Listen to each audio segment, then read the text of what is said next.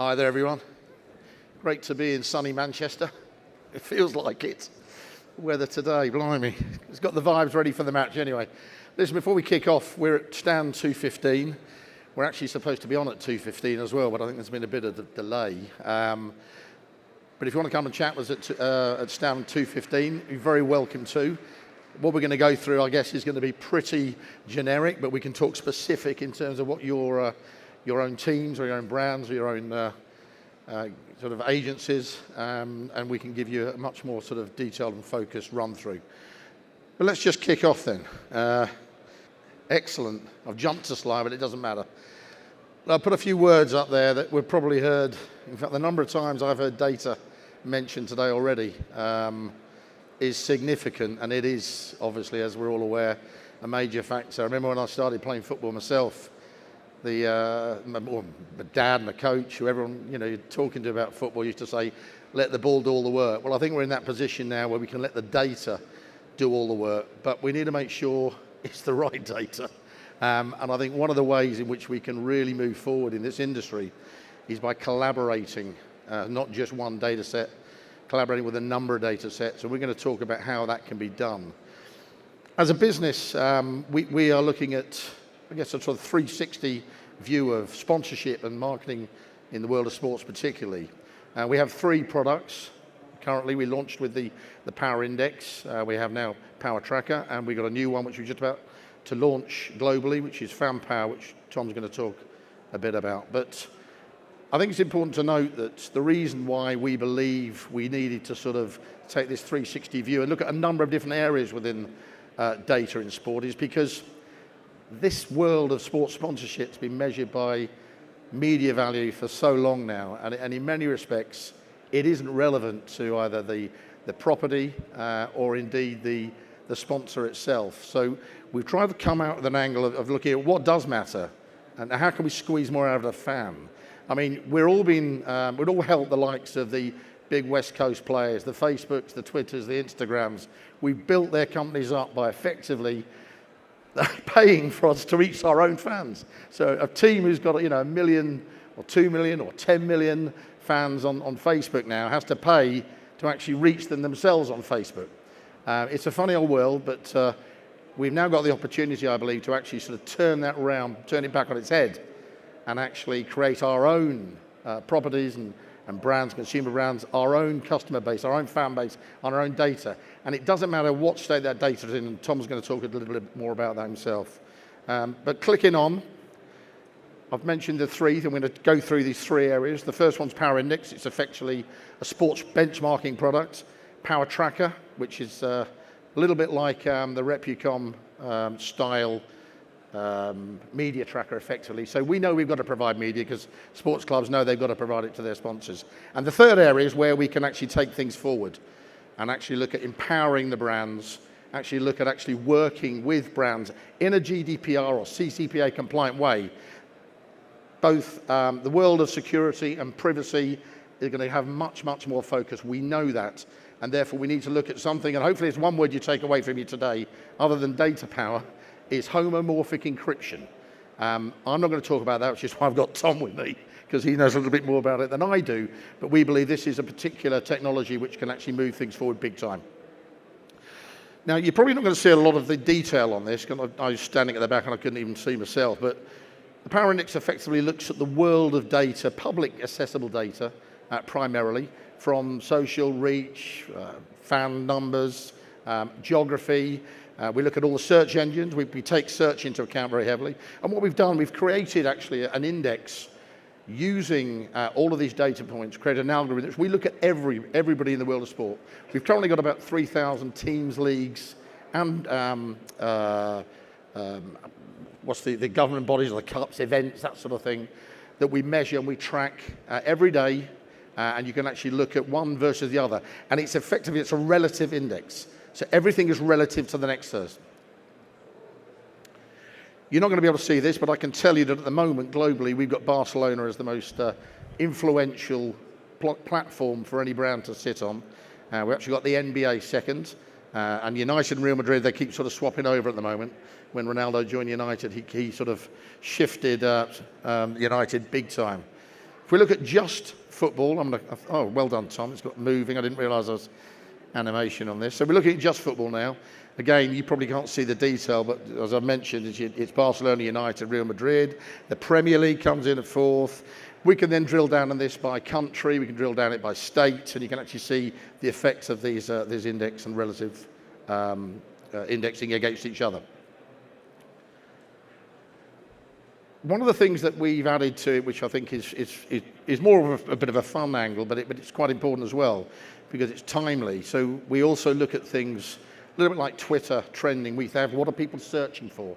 What are actually in the world? What are people looking at the moment across the whole world of sport? No surprise, interesting. I can see, I wasn't aware of this, but this must have been done yesterday or the day before? Yesterday. So we got the Tampa Bay Bucks, which is pretty obvious why they're number one. It was actually at the United game versus Tottenham, where Ronaldo scored a hat-trick. So, I mean, he's knocked United off the top spot easily there. So that's an interesting angle that we provide the world. And again, it's more of a sort of timely, so we can focus on time, because actually the micro moments are important in the world of sports data, as I'm sure the majority of you are aware. You're definitely not going to be able to read this one. I can't even read it myself.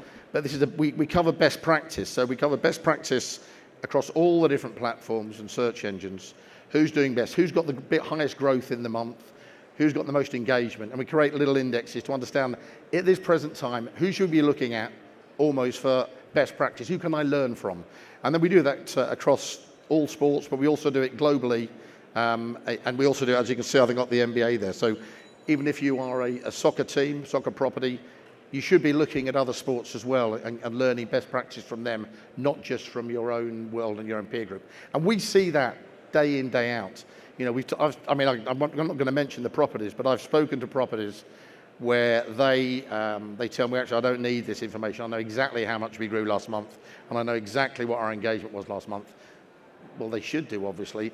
But when I say, well, how did you do against the rest of your peer group? And you know, so many times they actually genuinely don't know. They've seen themselves growing 2% month on month, but actually their peer group's been growing on average 3.2% month on month. And it shouldn't just be their own peer group they're looking at, as I've said. Look at the NBA, look at the NHL, look at the MLS, look at, you know, not just your own sport. And I'm just going to, I think this is my last slide on Power Index, Tom, isn't it, before I provide you the reins. So you can look at, you can compare not just against other soccer teams, but you can compare against any sports. Here's just an example we looked at. So you're looking at Manchester United in comparison with Manchester City across a load of data sets. What I can't do here, because we couldn't afford to risk it, well, we weren't allowed to risk it going online, so I can't sort of drill down into different countries, but you can drill down to see what the difference is in each country there. But Manchester United, Manchester City, effectively, since Ronaldo's joined, United have started to kick on again. They're effectively twice as big as Manchester City, as you can see. New sentiment, again, Manchester United seem to have more sort of new sentiment. I'd love to stop this and drill down actually into that, but you can look at each of the different platforms, the social platforms. Over time, you can see engagement. You look at the website, the size with details. You look at the individual players that make up the teams as well. We don't just measure the teams, we measure the players as well.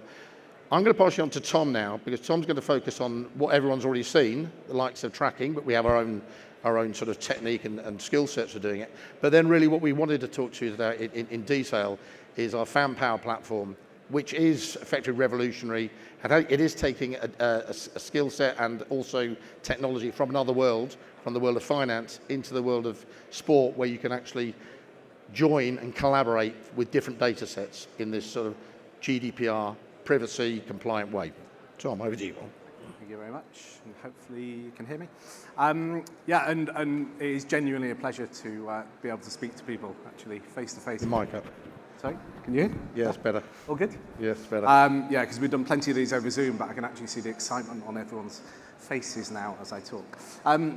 So as we're all aware, data has played an increasingly valuable and important role in sport, not least in the commercial space. But today, a lot of the sponsorship data has really been used to assist in understanding media value and media equivalency. And there's some really clever technologies. You can see technology that we use that can very accurately track logos and assets and do that in near real time. And this allows sponsors and rights holders to basically say, a sponsor can say, through sponsoring platform X or asset X for Y dollars, I got Z dollars in value back. And that's really critical to know. But the way we consume sport has really, really, really evolved. And it means that this media equivalency model is not necessarily the perfect fit anymore. So we know that, for example, whenever people watch live sport, they often have a second screen in their hands. The attention on the first screen isn't necessarily undivided. And you get these lean forward and lean back moments. You get something exciting, a moment that happens, and the attention those moments is much greater. And the great thing about using data in these situations is that you can start to augment values and say, if my logo appeared during a moment where something really exciting happened, actually that's more valuable because we know more people were paying attention. So it creates opportunities for more innovative sponsorships. In the Premier League we have sleeve sponsorships now. You can see at moments like this, where something exciting happens, where a lot of people are paying attention. The sleeve sponsorship, although it's a very small asset, it's actually incredibly visible. So with rights holders, we allow them to show this data and tell stories with it. So if I just play this game back through minute by minute, these are all the sponsors and assets, and we can see where they're accruing value. We can turn assets on and off, and that's all great. But what we want to see, what we're seeing now is actually an evolution of this, and we know that sponsorship. We know the objectives and desires for sponsorships. They're multifarious and multifaceted. It's not always about equivalent media value, and in fact, it's sometimes about conversion, or sometimes about attribution, or sometimes just about association. So actually, this is where first-party data can really help us. So I'm going to fast forward to our final product, and this is obviously the reason everybody's sitting in this room, is because we're here to talk about first-party data. And within this context, when we're talking about first-party data, we're talking about the sort of data that actually rights holders and leagues and events and associations are actually very good at capturing already. Very good at collecting through mechanisms such as ticket sales and merchandise and memberships and OTT subscriptions and all of that great stuff. We're not talking about your fans on your Facebook or Instagram or other social media platforms for the reason that Mike explained earlier, that they're not data you own, and actually the control of your reach with those people is determined by the platforms themselves. So there's two reasons why we believe first-party data should be on every rights holder's agenda. So first of all, data is an asset, and it's being increasingly recognized as an asset by brands and sponsors. So we've spent years building these communities on social media. We have to pay to access them. If you've got your own first-party data, you've got an addressable reach there, an addressable platform that you can use to get sponsorship messages and content.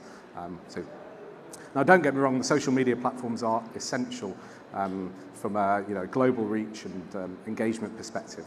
But it's really all about building your own data asset, and we see teams who are listed on stock exchanges actually in their annual reports will name how many fans they have in the CRM. So he's been recognised as an asset. The second reason why it's so important to invest in a data asset is that actually there's a new wave of technologies coming to the market that allow data owners to collaborate and gain insights from their data, and they can do this whilst respecting the privacy and following regulatory guidelines around the data. So these technologies are a critical leap forward, and they offer a way to extract real value from first-party data through collaboration with other data sets. So it's going to slip on. So let's imagine a world where data is connected but never shared. So we have access to some technology called homomorphic encryption, and there's lots of technologies hitting the market at the moment, clean rooms and various encryption formats. But ours is homomorphic encryption, and that basically means that you can take that sensitive first-party fan data, you can encrypt it and bring it into our platform. With that data, you then can collaborate with other data sets. So I'm just going to bring that to life for you.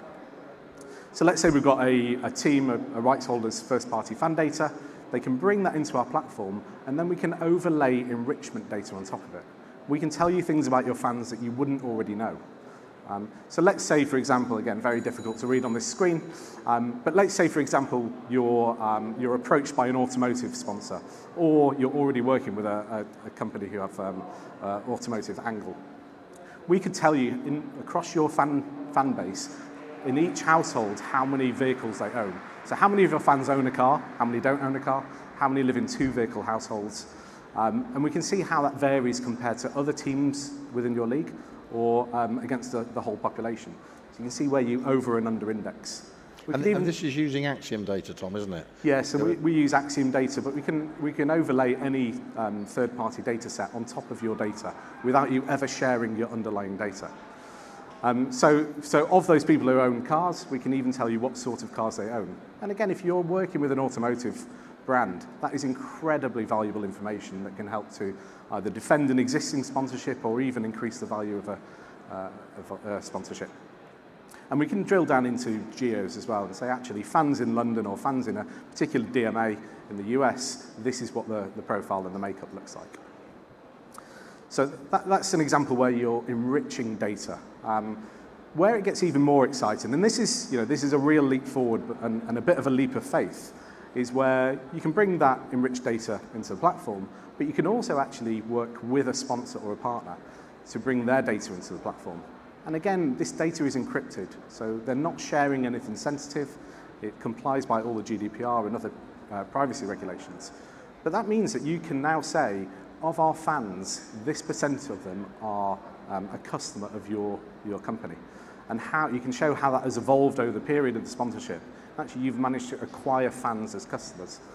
Where it gets even more powerful is then the ability to then segment and enrich those segments to say, actually, fans who are customers, we've got this many, they look like this. There are lots more of those in our database that we can activate against. So I'm just going to finish on this final slide, and I appreciate we're running a little bit early, but I think that's good. It's quite snappy. So in terms of how this works schematically, everybody's data is loaded into individual encrypted databases. So nobody can see each other's data. You would never see your sponsor's data. Your sponsor would never see your rights holder's data. The way it's encrypted means that data can be computed and calculated on as if it were unencrypted. So you can get really, really valuable overlaid insights out of it that can help from a DD perspective. It can help measure the effectiveness of sponsorships. But then those audiences can then be pushed back into buying platforms from a segmentation perspective. So you can create an audience in your CRM of fans who are not currently a customer of your sponsor and activate those. So I appreciate that was a very quick... Yeah, just on that, it was quite interesting because going back to the clubs who are putting their own data in, quite often they'll say, yeah, but our data is in the right state. When we get it sorted, then we'll put it in. And most clubs, I mean, even the bigger clubs actually tend to be the worst in some cases. They'll have buckets and buckets of data, buckets from tickets, buckets from sponsorship promotions, buckets from merchandise, whatever it is. It doesn't actually matter. You can stick as many different buckets as you want in this. I mean, we're doing 2 trials at the moment, one with actually an NFL team, the other with a Premier League team. Both of them have got about 6 to 8 different buckets a day. It's all over the place, but it genuinely doesn't matter. You put it all in. It's fuzzy logic. It can basically dedupe as well, but none of it is visible to their sponsor. So they put their sponsor data in, put their own data in, and as Tom just alluded to, you can see the clear overlap. Exactly what percentage. If it's got information like age, what ages, and of course over time, as you sort of develop new campaigns, you can actually sort of work out where you're being successful, where you're not being successful. Therefore, what do you need to tweak on the creativity to hit the right mark? But again, when you sort of overlay the Axiom data, and it doesn't have to be Axiom data, but we've got a global deal with Axiom at the moment. I mean, in the US, I think they are probably the biggest data player. It allows us to reach down to so many different areas, so many different industries. So a property can actually go out and market effectively to them to prove that we have a higher predisposition for a particular style of car, or we have a bigger predisposition to buying insurance or whatever it is, and they can go out and actually use those hard facts to sell the sponsorship. I know you've got probably one more slide left in terms of Well, I mean, it's a key one, but you know more than I do. But I mean, it's obviously got to be pretty watertight and bulletproof because it's been used in the world of finance, as I say, where it's come from, where banks would actually use it to buy, smaller banks, insurance companies buy other insurance companies, etc., where they clearly can't see their customers, but they want to understand what they are and where those customers are in a sort of homomorphic encrypted environment, so it's completely private, but they can pull out the BI, all the insights from it in a very clear and focused way. So that's probably it. We've got about 4 minutes left, so any questions other than, don't forget, it's 4 o'clock kickoff, United v Atletico Madrid, so don't hold us back too long, because I want to watch that one. Any questions, guys? 2:15, we'll be on later, not for long, as I say, because I'm going to go, but certainly tomorrow, down 2:15, a little bit more. We can look at your individual properties and your individual brands, etc., and talk about them in much more detail.